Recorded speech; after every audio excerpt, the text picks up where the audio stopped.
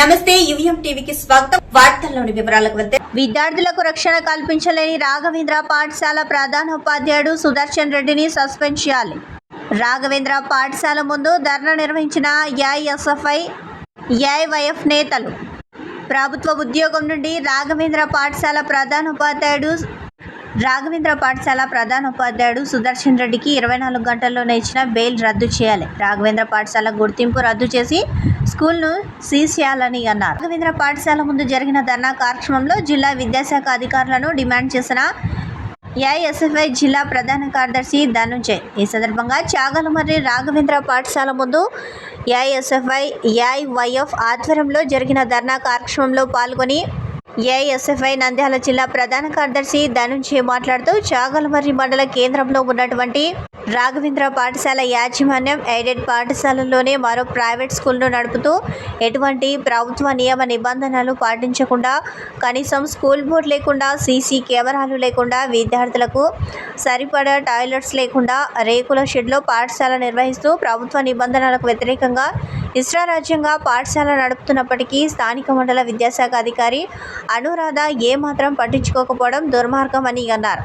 విద్యార్థినులకు ఎటువంటి రక్షణ కల్పించలేని పరిస్థితుల్లో పాఠశాల నిర్వహిస్తూ గత వారం రోజుల క్రితం ఒక ఘటన జరిగితే కనీసం విద్యార్థుల తల్లిదండ్రులకు తెలియచేయకుండా ఏమీ జరగనట్టు వ్యవహరించి తల్లిదండ్రులకు మాయమాటలు చెప్పడం జరిగింది.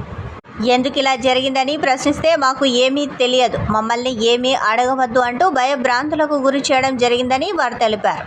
ఒక ప్రైవేట్ పాఠశాల నడుపుతూ కనీస బాధ్యత లేకుండా విద్యార్థుల తల్లిదండ్రులకు సమాధానం చెప్పలేని పరిస్థితిలో ఉంటూ విద్యార్థుల జీవితాలతో చెలగాటమాడుతున్నప్పటికీ విద్యాశాఖ అధికారులు ఎందుకు ఆ పాఠశాలను సీజ్ చేయడం లేదని, ఎందుకు ఆ పాఠశాలపై చర్యలు తీసుకోవడం లేదని వారు ప్రశ్నించారు.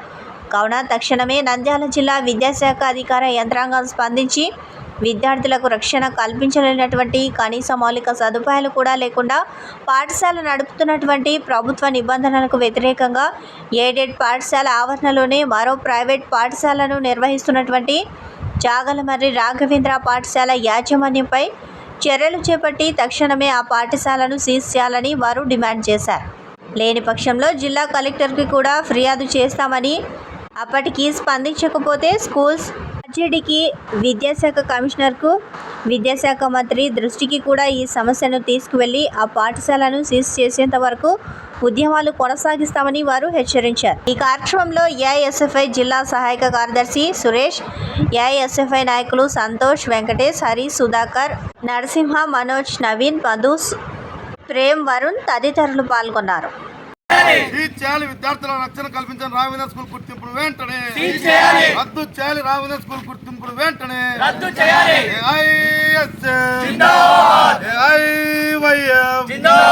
రద్దు చేయాలి. విద్యార్థులకు రక్షణ కల్పించలేని రాఘవేంద్ర స్కూల్ గుర్తింపును వెంటనే రద్దు చేయాలి. విద్యార్థులకు రక్షణ కల్పించని రాఘవేంద్ర స్కూల్ గుర్తింపును వెంటనే సిగ్గు విద్యార్థులకు రక్షణ కల్పించలేని రాఘవేంద్ర స్కూల్ పై విద్యాశాఖ అధికారుల నిర్లక్ష్య వైఖరి నశించాలి. ఎంఈఓ నిర్లక్ష్య వైఖరి నశించాలి. రాఘవేంద్ర స్కూల్ పట్ల ఎంఈఓ నిర్లక్ష్య వైఖరి నశించాలి. రాఘవేంద్ర స్కూల్ పట్ల ఎంఈఓ నిర్లక్ష్య వైఖరి విద్యార్థులకు రక్షణ కల్పించలేనటువంటి రాఘవేంద్ర స్కూల్ వెంటనే సీజ్ చేయాలి. విద్యార్థులకు రక్షణ కల్పించలేని రాఘవేంద్ర స్కూల్ వెంటనే సీజ్ చేయాలి. విద్యార్థులకు రక్షణ కల్పించని రాఘవేంద్ర స్కూల్ వెంటనే సీజ్ చేయాలి.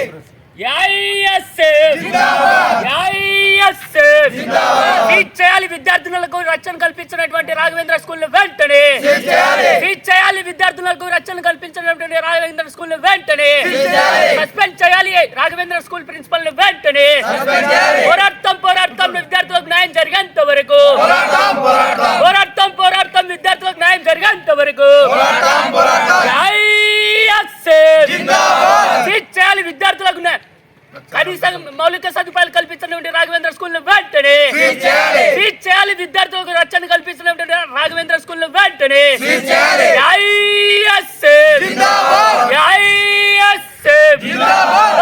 పోరాడతాం విద్యార్థులకు న్యాయం జరిగేంత వరకు కనీసం మౌలిక వసతులు కల్పించినటువంటి రాఘవేంద్ర స్కూల్ వెంటనే సీజ్ చేయాలి. కనీసం మౌలిక వసతులు లేనటువంటి రాఘవేంద్ర స్కూల్ వెంటనే నశించాలి. రాఘవేంద్ర స్కూల్ పై విచారణ జరిపినటువంటి విద్యాశాఖ అధికారుల నిర్లక్ష్య వైఖరి నశించాలి. రాఘవేంద్ర స్కూల్ పై విచారణ జరిపించినటువంటి విద్యాశాఖ అధికారుల నిర్లక్ష్య వైఖరి AISF Zindabad Zindabad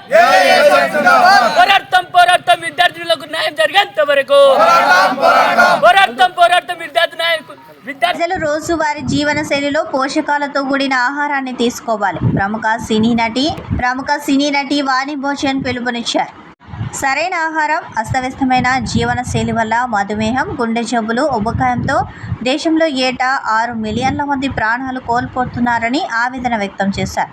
almond board of California సంస్థ హైదరాబాద్ బంజారాహిల్స్లోని తాజ్ డెక్కన్ హోటల్లో కార్యక్రమం నిర్వహించింది. వేగవంతమైన జీవన శైలిలో ఆరోగ్యానికి తోడ్పడే సహజ విధానంపై ప్రముఖ పోషకాల నిపుణురాలు శిలా కృష్ణస్వామితో ప్రత్యేక చర్చా కార్యక్రమంలో వాణి పాల్గొంది.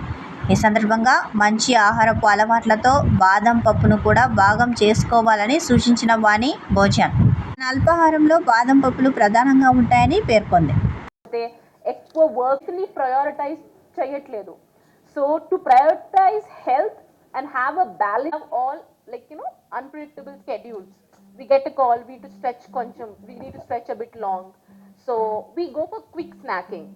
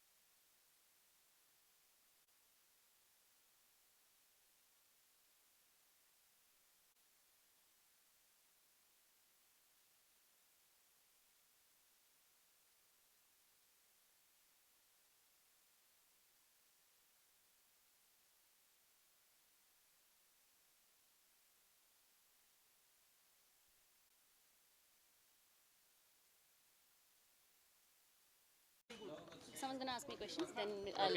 మేము అడుగుతాము. సో ఇవాళ డిస్కషన్ ఎలా జరిగింది, ఏమనిపిస్తుంది? బాగా జరిగింది, కరెక్టా? So I'm very happy that I'm back here and it's for a good cause, like telling everybody about almonds, because most of them doesn't know. So I think it's a good panel discussion here. So me relation ఎట్లుంది అంటే almonds అంటే చిన్నప్పటి నుంచి so తినడం వాటిపైన? చిన్నప్పుడు కాదు. I think later when I came to know about this and after I got into industry, I have to take care of myself, right? So that's when major uses of almonds. Major use ante at least my skin is looking good. My overall health is good. You know, I have that energy to work long. So it's a lot of benefits. My skin, my hair.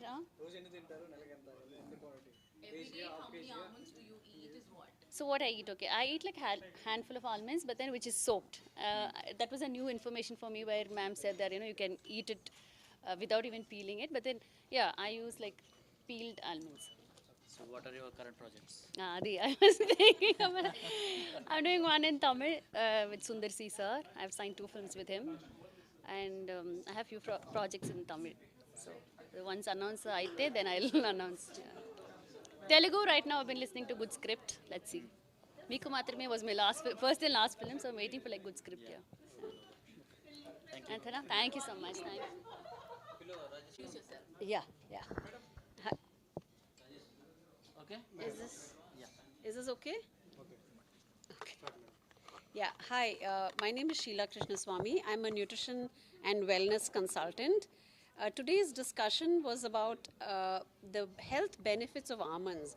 Eating a handful of almonds every day provides us with a lot of nutrients which help to prevent diseases, provide health, and also helps to, as a part of a balanced, healthy meal on a daily basis, if it's taken, it helps to improve the weight, it helps to improve heart health, it helps to improve, the insulin sensitivity and all of these, because studies have shown that it's good for health. So it's important to include a handful of almonds every day as a part of a completely balanced, healthy meal along with other lifestyle factors like exercising regularly, sleeping adequately, getting enough sunshine, so on and so forth. Thank you. Carroms లో విశ్వ విజేత మనోడే కు చెందిన K Srinivas carroms లో ప్రపంచ విజేతగా నిలిచాడు. అమెరికాలో జరిగిన 6వ ప్రపంచ క్యారమ్స్ కప్ పోటీల్లో 18 దేశాలు పాల్గొన్నాయి. భారతదేశానికి చెందిన శ్రీనివాస్ తన ప్రతిభను చాటుకొని కప్ను సాధించాడు. శ్రీనివాస్ 2014లో కూడా 4వ ప్రపంచ కప్ విజేతగా నిలిచాడు. ప్రపంచ కప్ సాధించడంపై శ్రీనివాస్ తన సంతోషాన్ని వ్యక్తం చేశాడు. తనకు సహకరించిన రాష్ట్ర ప్రభుత్వానికి, తను పనిచేస్తున్న ఇండియన్ ఆయిల్ కంపెనీకి కృతజ్ఞతలు తెలిపారు. ప్రభుత్వ సహకారంతో క్యారమ్స్ అకాడమీ ఏర్పాటు చేసి శిక్షణ ఇస్తామని అన్నారు. ప్రపంచ కప్ గెలవడంతో శ్రీనివాస్కు కుటుంబ సభ్యులు ఘన స్వాగతం పలికారు.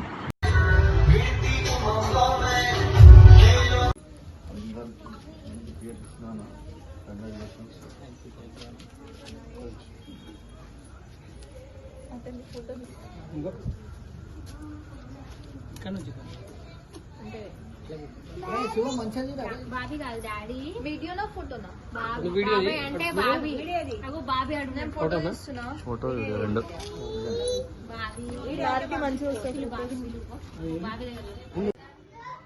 హలో, నేను శ్రీనివాస్. మన తెలంగాణ నుంచి ఇండియాకి రిప్రజెంట్ చేయడానికి నేను 6th carrom world cup 10th to 17th కాలిఫోర్నియాలో జరిగింది.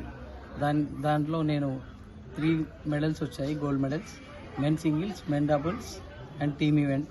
అక్కడ 18 కంట్రీస్ పార్టిసిపేట్ చేశాయి. దాంట్లో మన ఇండియా వాళ్ళు చాలా అద్భుతంగా మెడల్స్ గెలిచారు. దాంట్లో మెన్ కేటగిరీలో నేను మన తెలంగాణ నుంచి రిప్రజెంట్ చేశాను. సో నేను విన్నర్. అండ్ విన్నర్ ఎలా అయిందంటే ఫైనల్స్లో నాతో అపోనెంట్ ఎవరైతే ఉన్నారో ఆరిఫ్ అని, అతను యూపీ, అతను చాలా అగ్రెసివ్ ప్లేయర్. సో నేను స్ట్రైట్ 2 గెలిచాను. సెకండ్ గేమ్లో కొంచెం ఈక్వల్గా వచ్చింది, 20 అండ్ నాది 16 ఉండే. దాంట్లో బ్రేక్ టు ఫినిష్ అంటారు, అంటే సెంచరీ. సో బ్రేక్ స్ట్రైక్ చేసిన తర్వాత 9 కాయిన్స్ సెట్ చేసి నేను స్లామ్ కొట్టి అతన్ని స్ట్రైట్ 2-0తో గెలిచాను. అండ్ టీమ్ ఈవెంట్ వచ్చేసి మేము శ్రీలంకతో 3-0 గెలిచాము. నేను నా ఏమేంటంటే డ్రీమ్ ఒక క్యారమ్ అకాడమీ పెద్దది ఓపెన్ చేయాలి. ఇప్పుడు 51 years అయింది మన తెలంగాణ క్యారమ్ అసోసియేషన్ స్టార్ట్ అయ్యి. సో ఇలాంటి నాలాంటి ప్లేయర్లని ఇంకా వేరే వాళ్ళని ఎంతో మందిని రెడీ చేయాలని నా కోరిక. నేను ఇప్పుడు నెక్స్ట్ ఈ 21st వచ్చాను మార్నింగ్. ఈరోజు సీఎం గారిని కలవడానికి వెయిటింగ్లో చాలా ఉత్సాహంగా ఉన్నాను. అండ్ రేవంత్ రెడ్డి గారు కూడా చాలా సపోర్టివ్ ఉన్నారు స్పోర్ట్స్ మెన్స్కి. సో నేను కూడా వెళ్ళి కలవాలి. ఫ్రీ లాంచింగ్ పేరిట భారీ మోసం, 600 మంది నుండి సుమారు 100 కోట్ల రూపాయలు వసూలు. సైబర్ క్రైమ్లో ఆర్జే వెంచర్స్ బాధితుల ఫిర్యాదు. ఆర్జే వెంచర్స్ సంస్థలో పెట్టుబడులు పెట్టిన వారు పోలీసులకు ఫిర్యాదు చేశారు. ఫ్రీ లాంచింగ్ పేరిట భారీ మోసం చేశారని ఆరోపించారు. సార్ పటాన్ చెరువు, కడతనూరు ప్రాంతాలలో అపార్ట్మెంట్స్, ఫార్మలాండ్ పేరిట ఆర్జే వెంచర్స్ ప్రముఖులతో ప్రకటనలు చేశారు. 2020లో తాము నమ్మి ఒక్కొక్కరం 20 లక్షల నుండి 50 లక్షల వరకు కట్టామని అన్నారు. 4 ఏళ్లు గడుస్తున్నా ఇప్పటి వరకు ఎలాంటి నిర్మాణాలు చేపట్టలేదు. వెంచర్ ఎండి భాస్కర్ గుప్తా, డైరెక్టర్ సుధారాణి మాటలు నమ్మి సుమారు 600 మంది డబ్బులు కట్టామని అన్నారు. తాము ఎన్నిసార్లు అడిగినా నిర్లక్ష్యంగా సమాధానం ఇస్తున్నారని అన్నారు. గట్టిగా అడిగితే చెక్కులు ఇచ్చారు, కానీ అవి కూడా బౌన్స్ అయ్యాయి. సైబర్ క్రైమ్ పోలీసులకు ఫిర్యాదు చేశాం. ఆర్జే వెంచర్స్ ఆస్తులు అమ్మి తమకు న్యాయం చేయాలని కోరుతున్నామని అన్నారు.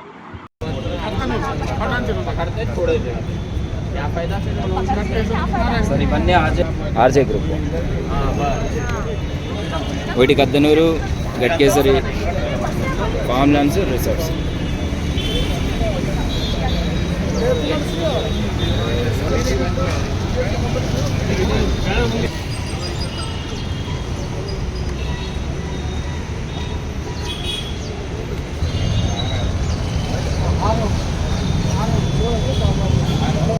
ఇప్పుడు ఆల్మోస్ట్ 4 years కంప్లీట్ అయిపోయి 5th yearకి వచ్చింది. బట్ స్టిల్ మేము తన్ని పొలైట్గా మేడం రండి మీటింగ్లో కూర్చోండి, మాకు ఏదో ఒకటి సెటిల్ చేసేయండి, క్లోజ్ చేసేసుకుందాం ఇష్యూ అని చెప్పినా కానీ ఇంతవరకే తను ముందుకు రాదు. సో మాకు మీ ద్వారా కొంచెం మా హెల్ప్ చేసి ఇష్యూ రిజాల్వ్ చేయగలిగితే గ్రేట్ఫుల్ సార్. కనీసం మీటింగ్ పెడతారు ఇప్పటికి 1 monthలో సార్. 1 monthలో ఆల్మోస్ట్ 1 monthలో నియర్లీ 10 meetings అయినాయి. 10 మీటింగ్స్లో రండి మేడం కూర్చుందాం మాట్లాడదాం ఇచ్చేసేయండి మాకు ఏదో ఒకటి ఇచ్చేసి రిజిస్ట్రేషన్ చేయండి అని అంటే వచ్చి చివరికి మీటింగ్ వరకు వచ్చి వెళ్ళిపోయారు సార్. అయితే లాస్ట్ టైము ఎంత టోటల్ సార్ సార్ ఫైనల్గా మేము కోరుకునేది సార్ మాకు అమౌంట్ సెటిల్ చేయడం అన్నా లేకపోతే దానికి బదులు తన దగ్గర అన్ని అసెట్స్ ఉన్నాయి, తన దగ్గర పెట్టుకున్న అసెట్స్ లేవని ఏమంటలేదు. కనీసం ఏదో ఒకటి మాకు మేము బాధితులం కాబట్టి దానికి తగ్గట్టు పరిహారం మాకు అందించేస్తే మేము ఈ ఇష్యూలో మేము ఇన్వాల్వ్ కాదలుచుకోవాలి సార్. ఇక్కడ మేనేజింగ్ డైరెక్టర్ అని పూర్ణయ్య గారు ఉన్నారు సార్. ఒకసారి సార్ అప్పట్లో ఎంత డబ్బులు కట్టారు సార్? నేను 15 lakhs కట్టాను. సార్ మా మేనేజింగ్ డైరెక్టర్ యాక్చువల్ గా ఆయన ఆ రోజు మేనేజింగ్ డైరెక్టర్ గా ఆఫీస్ లో ఉండి ఆయన మా చేత అమౌంట్ కట్టించారు సార్ ఆయన. సో ఆయన ముందుకు వచ్చి నేను మీ తరపున ఉంటాను అని చెప్పి ఆయన మాకు భరోసా ఇచ్చారు ఆయన కూడా. సో ఆయన కూడా ఉన్నారు. ప్రతి ఒక్క ఇన్వాల్వ్మెంట్ ఎక్కడేమేమి అసెట్స్ ఉన్నాయి అన్ని ఆయన చెప్పగలరు. ఆయన పూర్ణయ్య గారు సార్ ఓవరాల్ గా మొత్తం అమౌంట్ మాకు ఇప్పుడు ప్రజెంట్ ఇక్కడికి వచ్చిన వాళ్ళు అయిగా మోర్ దెన్ 10 CR పైనే ఉంది సార్. మోర్ దెన్ 10 CR ఓవరాల్ వచ్చి ఆల్మోస్ట్ 150 CR ఉంటుంది సార్. ఓవరాల్ 150 CR ప్రజెంట్ 600+ కస్టమర్స్ ఉన్నారు. విపరీతంగా యాడ్స్ ఇచ్చేసి కోటి గారితో వేరే వాళ్ళతో యాడ్స్ ఇప్పించేసి నారాయణఖేడ్ కారాముండిలో యాడ్స్ ఇప్పించేసి అమౌంట్ కలెక్ట్ చేశారు. డెవలప్మెంట్ లేదు, బిల్డింగ్స్ కట్టట్లేదు.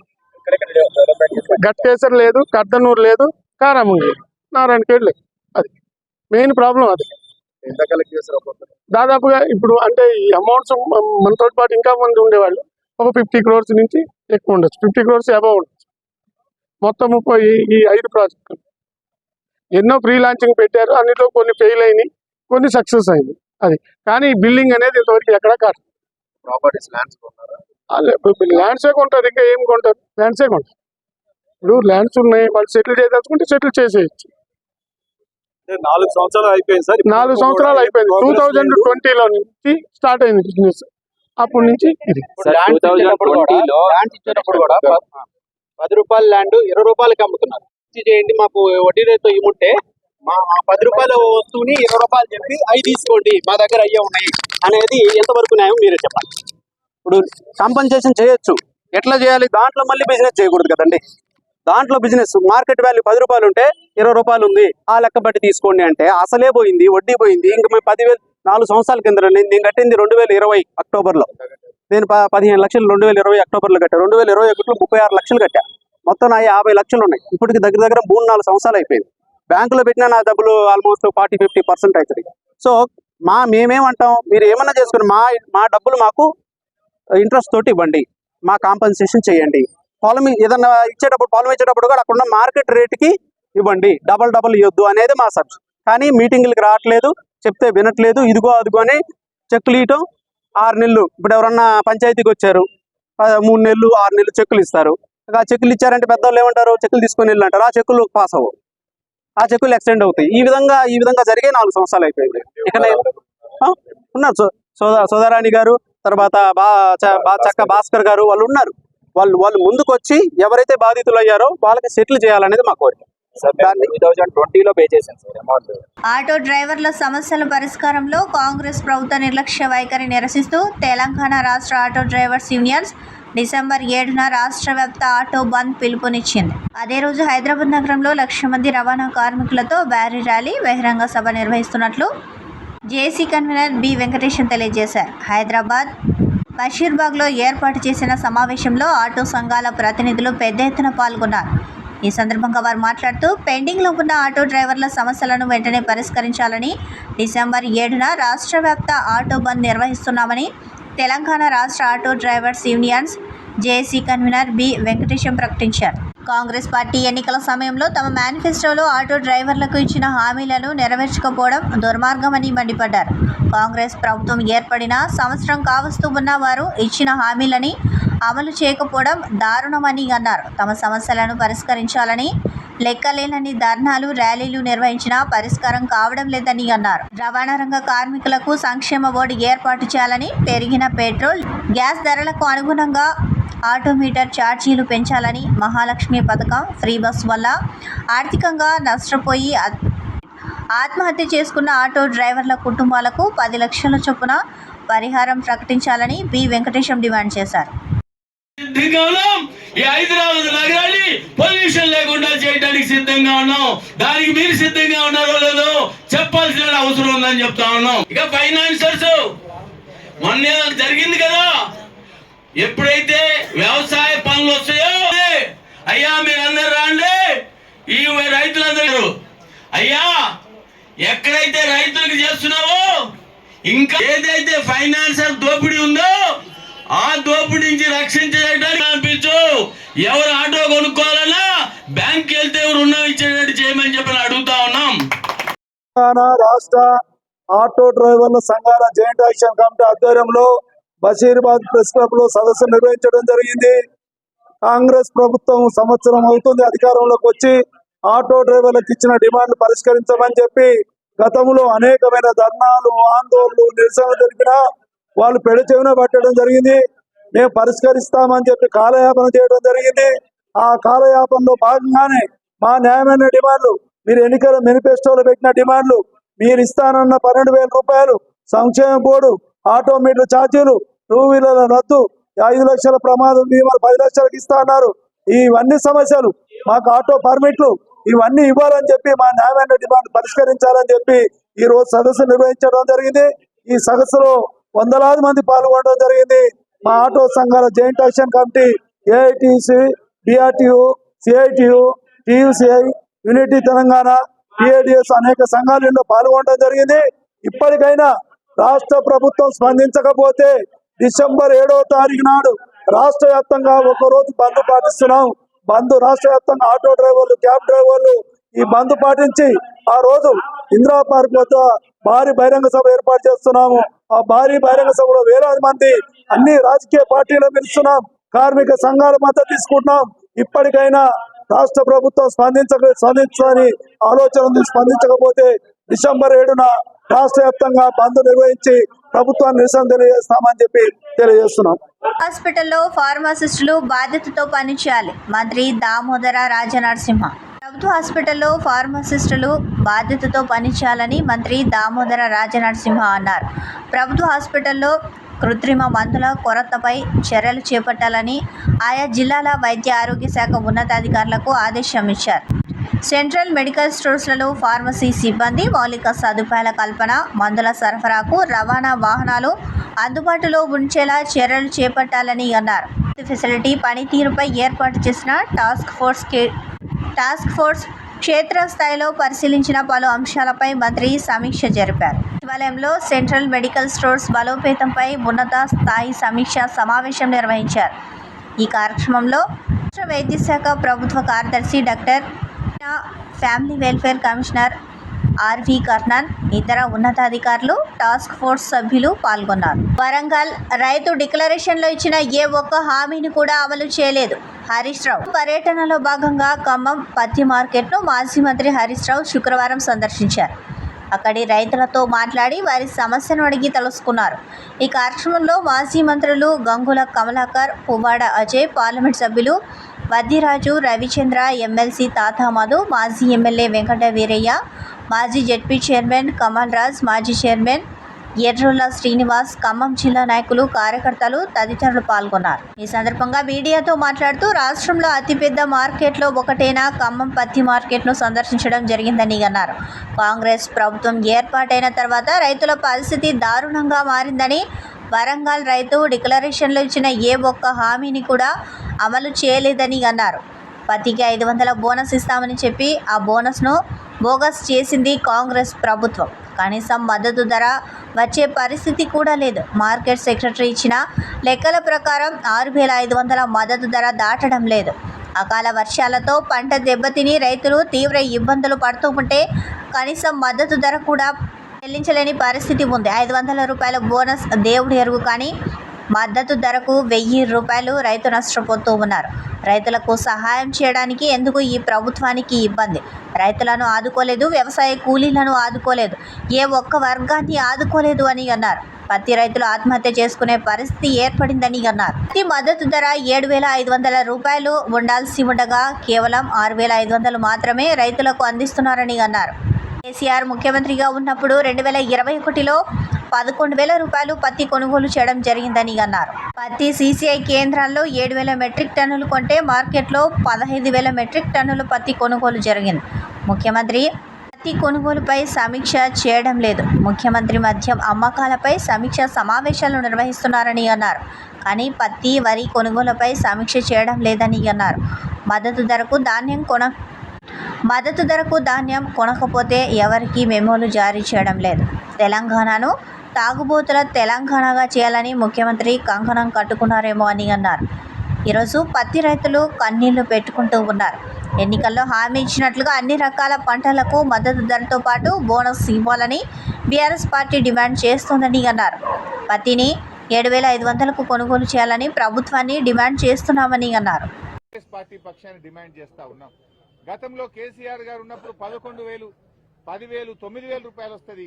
ఇప్పుడు 5,000, 6,000కు పడిపోయిందంటే ఈ ప్రభుత్వం యొక్క నిర్లక్ష్యం వల్ల, ఈ ప్రభుత్వం యొక్క తప్పిదాల వల్ల, ఈ ప్రభుత్వం పట్టించుకోకపోవడం వల్ల ఇలా పత్తి రైతులు కన్నీళ్లు పెట్టుకున్నటువంటి పరిస్థితి ఉన్నది. ఇలా రైతులను అడిగితే ఏమంటున్నారు? 10 రోజులైనా సీసీఐ కొనుగోలు కేంద్రానికి పోతే ఏదో ఒక కొరీలు పెడతా ఉన్నారు, తిప్పి పంపుతా ఉన్నారు. ఇంకా దిక్కులేక మేము మార్కెట్లో వచ్చి చెప్పిన ధరకు అమ్ముకుంటున్నామని చెప్తున్నారు. తూకంలో కూడా చాలా మోసం జరుగుతూ ఉంది. తూకంలో కూడా మాకు మోసం జరుగుతుందని చెప్తా ఉన్నారు. సీసీఐ కూడా రైతుల దగ్గర కొంటలేదు. సీసీఐ కొనుగోలు కేంద్రాలు అక్కడ దళారుల దగ్గర కొంటున్నారు. వ్యాపారులేమో రైతుల దగ్గర 6,000కు కొని సీసీఐ దగ్గర 7,500 రూపాయలకు అమ్ముతున్నటువంటి పరిస్థితి ఉన్నది. ఈ రకంగా పత్తి రైతులు బాగా నష్టపోతా ఉన్నారు. అదేవిధంగా మిర్చి చూస్తే పోయిన సంవత్సరం ఇదే మార్కెట్లో మిర్చి 20,000 నుంచి 23,000 రూపాయలు ధర వచ్చింది. ఈసారి నిన్న ఇవాళ మార్కెట్లో చూస్తే మిర్చి రైతులకు 13,000 రూపాయలు కూడా రావడం లేదు. సగానికి సగం మిర్చి రేటు పడిపోయింది, సగానికి సగం పత్తి రేటు పడిపోయింది. అంటే మరి రైతులు ఏం కావాలి? మీరేదో రైతు రాజ్యమని, రైతుల కోసమే మేమున్నామని మాటలు కోటలు దాటుతున్నాయి, మీ చేతలు గడప దాటడం లేదు. రైతులకు అన్ని రకాలుగా మీరు నష్టమే చేసిండ్రు. రుణమాఫీ చేయక రైతుల్ని మోసం చేసిండ్రు. 15,000 రైతు భరోసాని మోసం చేసిండ్రు. కౌలు రైతులకు 15,000 ఇస్తామని మోసం చేసిండ్రు. వ్యవసాయ కూలీలకు 12,000 ఇస్తామని మోసం చేసిండ్రు. బోనస్ ఇస్తామని మోసం చేసిండ్రు. అన్ని మాయమాటలు చెప్పి ఇలా రైతుల్ని నట్టేట ముంచింది కాంగ్రెస్ ప్రభుత్వం. మేము అడుగుతున్నాం, మరి మిర్చి ధర ఎందుకు పడిపోయింది? ఏం చేస్తుంది ప్రభుత్వం? మధ్యలో దళారులు, బ్రోకర్ల పాలిట అవుతా ఉంది కదా. ఇలా పోయిన సంవత్సరం 23,000 పాడినటువంటి పాట ఈసారి 13,000కి ఎందుకు తగ్గింది? గతంలో 11,000 పోయినటువంటి పత్తి 6,500కి ఎందుకు తగ్గింది? ఈ ప్రభుత్వం నిద్రపోతా ఉందా? ప్రభుత్వం ఎందుకు చర్యలు తీసుకోవడం లేదు అని మేము అడుగుతా ఉన్నాం. మంత్రులేమో చాలా బిజీ ఉన్నారు. జిల్లాలో 3 మంత్రులు ఉన్నారు. ఒకరిపైన ఒకరు పై చేయి సాధించడం కోసం వాళ్ళు బిజీగా ఉన్నారు. నాది నడవాలంటే నాది నడవాలి అని 3 మంత్రులు ఒకరి మీద ఒకరు పై చేయి సాధించడానికి ప్రయత్నం చేస్తున్నారు. ప్రజల సమస్యలు మాత్రం గాలికి వదిలేసింది. ప్రజా సమస్యల్ని మాత్రం పట్టించుకున్నటువంటి పరిస్థితి లేదు. అదేవిధంగా ఈరోజు వరి ధాన్యం విషయంలో సన్నాలకు బోనస్ అన్నారు. మొదలేమో అన్ని పంటలకు బోనస్ అన్నారు, తర్వాత వడ్లకు బోనస్ అన్నారు, నడిమిట్లో పోయినాక సన్నాలకే బోనస్ అన్నారు. అది కూడా తుస్సుమన్నది. ఇవాళ ఖమ్మం జిల్లాలో దాదాపు 4 లక్షల మెట్రిక్ టన్నుల సన్న రకం వడ్లు బండాయి. ఖమ్మంలోనే సన్నాలు బాగా బండుతాయి. 4 లక్షల మెట్రిక్ టన్నుల సన్నాలు బండితే ఇప్పటిదాకా ఖమ్మం జిల్లాలో కొన్నది కేవలం 19,000 మెట్రిక్ టన్నులు మాత్రమే. ఒక్క రైతు కన్నా బోనస్ వచ్చిందా అని నేను అడుగుతున్నా. ఖమ్మం జిల్లాలో ఈ మంత్రుల్ని అడుగుతా ఉన్నా, ఖమ్మంలో ఇవాళటి వరకు ఒక్క రైతు కన్నా బోనస్ ఇచ్చిండ్రా? 500 ఇస్తే ఆ రైతు పేరేందో చెప్పండి. 4 లక్షల మెట్రిక్ టన్నుల సన్నాలు బండితే ఇప్పటికే 2 లక్షల మెట్రిక్ టన్నులు దళార్లకు అమ్ముకున్నారు, ప్రైవేట్లు అమ్ముకున్నారు, నష్టం జరిగింది. మీరు కొన్నది 19,000 మెట్రిక్ టన్నులు, దాంట్లో ఒక్క రైతుకు కూడా ఇవాళటి వరకు బోనస్ రాలేదు. అంటే మీరంతా కూడా దగా చేస్తున్నారు. మీకు మీ సొంత కార్యక్రమాల్లో బిజీ ఉన్నారు తప్ప రైతుల కష్టాన్ని మీరు పట్టించుకోవడం లేదు. రైతుల గురించి మీరు ఆలోచించడం లేదు. ఎందుకు కొనరు సన్నాలు? సన్నాలు కొనడంలో కొర్రీలు ఎక్కువైనాయి. రకరకాల కొర్రీలు పెట్టి వేధిస్తే ఇంకా చూసి చూసి ఎక్కడ వర్షం పడుతుందని రైతులు 2100, 2000కు 23,200కు ప్రైవేట్లో అమ్ముకుంటున్నారు. ఇక దొడ్డు రకం వడ్ల గురించి అయితే చెప్పాల్సిన అవసరమే లేదు. చాలా వరకు 1800, 1900కు బయట అమ్ముకుంటా ఉన్నారు. ఆంధ్రాకు పోతా ఉన్నాయి. ఆంధ్రా నుంచి వచ్చినటువంటి దళారులు కల్లాల్లోనే 1800, 1900కు వడ్లు కొనుక్కొని పోతున్న పరిస్థితి ఉన్నది. అంటే ఈ రాష్ట్రంలో వడ్లు సేకరణ బాగా తగ్గిపోయింది. ఆయన ఉత్తమ్ కుమార్ రెడ్డి గారు చాలా గొప్పగా చెప్పిండు.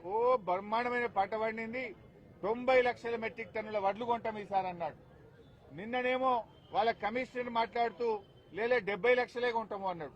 మంత్రి 90 లక్షల పాట పాడితే కమిషనర్ 70 లక్షల పాట పాడుతున్నాడు. అంటే మా నడిమిట్లో 20 లక్షలు ఆడిపోయినాయి. అంటే దళారుల పాలైపోయింది. రైతులు నష్టపోయారు. ఎంఎస్పీ రాక 400, 500కు తక్కువ ధరకు దళారులకు అమ్ముకున్నారు. కారణం ఏంది? కొనుగోలు కేంద్రాలు సకాలంలో ప్రారంభం కాకపోవడం, గన్నీ బ్యాగులు రాకపోవడం, ట్రాన్స్పోర్ట్ టైఅప్ చేయకపోవడం, మిల్లుల టైఅప్ చేయకపోవడం, ఇవన్నీ కారణాల వల్ల చూసి చూసి దళారులకు అమ్ముకున్నారు. 90 లక్షల నుంచి 70 లక్షలకు తగ్గింది. నిజంగా మీరు కొనే వడ్లు 50 లక్షలు కూడా దాటే పరిస్థితి లేదు. అంటే సగానికి సగం ధాన్యం దళారుల పాలైపోయి రైతులు నష్టపోతా ఉన్నారు. ఏ విషయంలో మీరు రైతులకు మేలు చేశారు? వరి ధాన్యం కొనకపోతే మిర్చి ధర 23,000 నుంచి 13,000కు పడిపాయే. పత్తి ధర 10,000, 11,000 నుంచి 6,500కు పడిపాయే. ఒకవైపు ధరలు పడిపోతున్నాయి, ఒకవైపు బోనస్ రావడం లేదు. కనీసం మద్దతు ధరను కూడా అమలు చేయడంలో ఈ రాష్ట్ర కేంద్ర ప్రభుత్వాలు విఫలమైనాయి. కేంద్ర ప్రభుత్వం సీసీఐ కేంద్రాలు పెట్టామని చెప్తున్నారు. మరి ఏమైంది? సీసీఐ కేంద్రాలు పెడితే ఎందుకు కొనడం లేదు అని అడుగుతా ఉన్నా. ఈ జిల్లా రిపోర్ట్ తీసుకుంటే సీసీఐలో కొన్నది తక్కువ, మార్కెట్లో వ్యాపారులు కొన్నది ఎక్కువ. సీసీఐ కేంద్రాల్లో 7,000 మెట్రిక్ టన్నులు కొంటే మార్కెట్లో దాదాపు 15,000 మెట్రిక్ టన్నులు కొన్నారు. అంటే జిల్లా మొత్తం కలిపి. అంటే దీన్ని బట్టి సీసీఐ తక్కువ కొన్నది, వ్యాపారులు ఎక్కువ కొన్నారు. సీసీఐ కొంటే మద్దతు ధర వస్తుంది, వ్యాపారులు కొంటే 1,000 రూపాయలు తక్కువ ధర వస్తున్నది. ఆ సీసీఐ కూడా కొన్నది, ఈ వ్యాపారులు కొన్నదే సీసీఐ కొంటుంది తప్ప రైతుల దగ్గర కొంటలేరు. రైతులు సీసీఐ కేంద్రానికి తీసుకపోతే కొర్రీలు పెడతా ఉన్నారు. వివిధ కారణాలు చెప్పి, తేమ శాతం చెప్పి, కలర్ మారిందని చెప్పి రైతుల్ని తిప్పి పంపుతా ఉన్నారు. అర్ధరాత్రి పూట చీకట్లో మరి వ్యాపారులు తీసుకుపోయినటువంటి పత్తిని కొని మేము పత్తి కొన్నామంటున్నారు. నష్టపోతున్నటువంటిది రైతు. ఎందుకు ప్రభుత్వం పట్టించుకోవడం లేదు? వీటిని ఎందుకు రివ్యూ చేయడం లేదు? ముఖ్యమంత్రి గారు ఆయనకు ఒక్కరోజు తీరిక లేదు. ఈ మధ్య ఆయన రివ్యూ మీటింగ్ పెట్టి మందు అమ్ముతలేదని తెగ బాధపడిపోతుంది. మద్యం అమ్ముతలేదట. రాష్ట్రంలో మద్యం అమ్మకాలు తగ్గిపోయాయి అని ఆయన రివ్యూ మీటింగ్ పెట్టి ఏ జిల్లాల్లో మద్యం తక్కువ అమ్మింది, ఏ తాలూకాలో మందు తక్కువ అమ్మిందో ఆ సిఐలకు, ఎక్సైజ్ సూపరింటెండెంట్లకు మెమోలు ఇచ్చాడు.